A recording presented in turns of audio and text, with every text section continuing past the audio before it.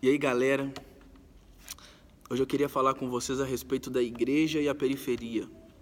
Isso tem estado ao meu coração nos últimos tempos, sobre a falta de igrejas teologicamente saudáveis dentro das periferias do Brasil. A gente pode ver que existem milhares de igrejas nas comunidades, nas favelas do Brasil.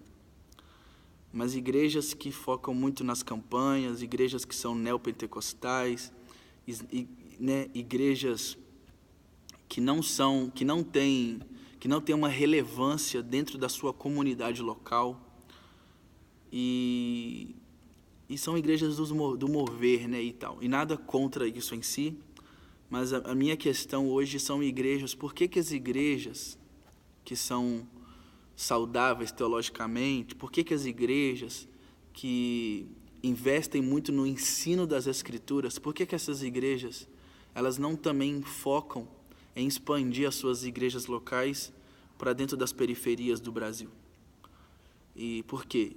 Dentro das periferias, existe pessoas em vários estados. A gente sabe que existe uma dificuldade de leitura, mas não é só na favela.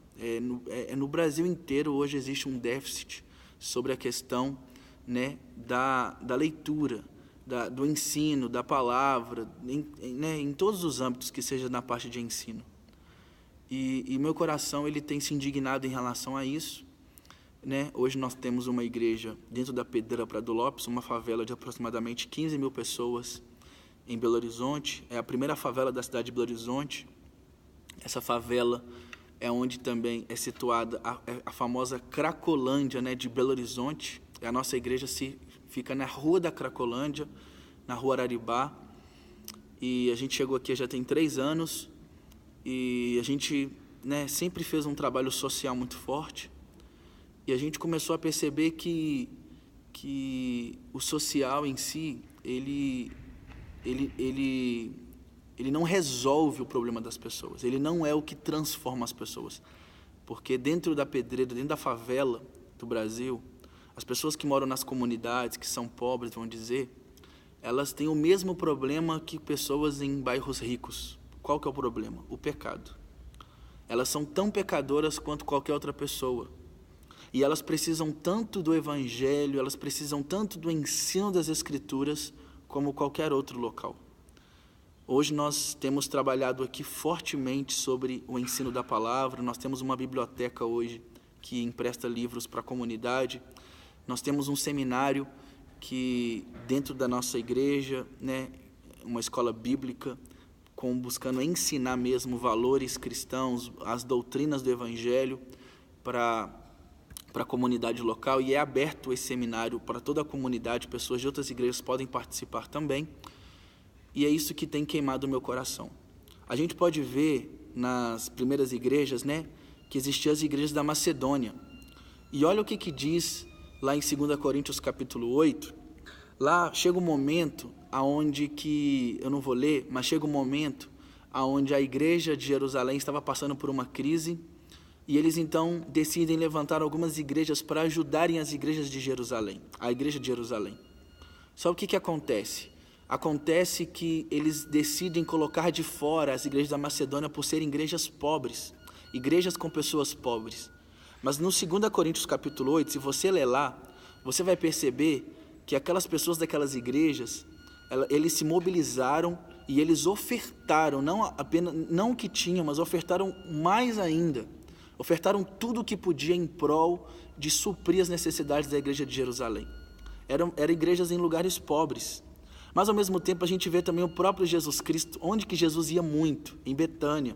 Jesus cresceu em Nazaré também, que era periferia. Betânia era outra periferia, e ele amava. Tanto que a ascensão de Jesus, antes de subir aos céus, as últimas palavras de Jesus, vão, façam discípulos, batizem e ensine, essas palavras são dadas lá em Betânia. Então a gente pode ver, irmãos, que existe o próprio Jesus, as primeiras igrejas, elas foram para locais pobres. E se você pegar Atos capítulo 2, versículo 42, você vai ver que o ensino dos apóstolos era a parte fundamental da igreja cristã. Então eu acredito que o ensino das Escrituras, igrejas saudáveis teologicamente, que investe no discipulado, que investe em ter um bom ensino, essas igrejas precisam também estar nas periferias do Brasil.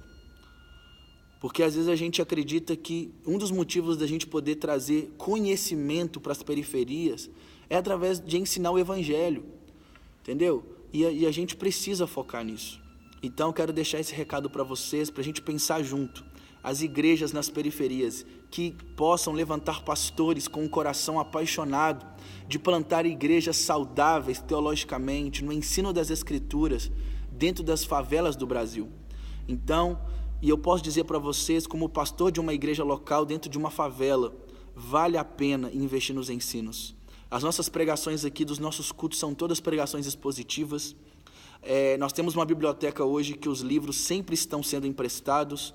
Nós temos entrado nas casas e tem tido vários debates teológicos para conversarem, e isso tem sido algo muito saudável dentro da nossa favela. E eu posso dizer para vocês, né, que pensam igrejas, que amam igrejas locais, que nós possamos pensar igrejas saudáveis teologicamente dentro das favelas, e que a gente possa cada dia ver igrejas com um bom ensino das Escrituras, transformando comunidades, entrando nas comunidades, dialogando com a comunidade, ouvindo a comunidade, se relacionando com ela, para que nós possamos trazer uma contextualização saudável. E eu indico aqui o livro do Tim Keller, Igreja Centrada, o capítulo 7 e o capítulo 8, são capítulos que focam muito a contextualização. E ele fala muito a respeito da igreja que é saudável teologicamente, mas aí eu concluo aqui dizendo, não adianta também ser uma igreja que tem um bom ensino e não sabe contextualizar o bom ensino, a boa teologia. Que as igrejas, elas possam sim ser saudáveis teologicamente, mas que elas possam relacionar com a sua comunidade local para saber contextualizar a mensagem do Evangelho. E que o Evangelho, ele possa ser claro e que seja pregado um Evangelho que ame Jesus, um Evangelho do arrependimento, um Evangelho que vale a pena morrer para que a gente possa ver o Evangelho crescendo, o Evangelho que faz a gente perder a nossa vida para amar Jesus acima de todas as coisas, o Evangelho, sabe, que Deus é bom, o Evangelho que o homem é mau, é pecador e precisa de Jesus. O homem sem Jesus não é nada. E que o Evangelho saudável, de um Jesus crucificado, de um Jesus que morreu o terceiro dia, de um Jesus que ressuscitou, e de um Jesus que é o Senhor de todas as áreas da nossa vida, que esse seja o Evangelho que venha a ser pregado nas comunidades. É isso que o povo da favela precisa.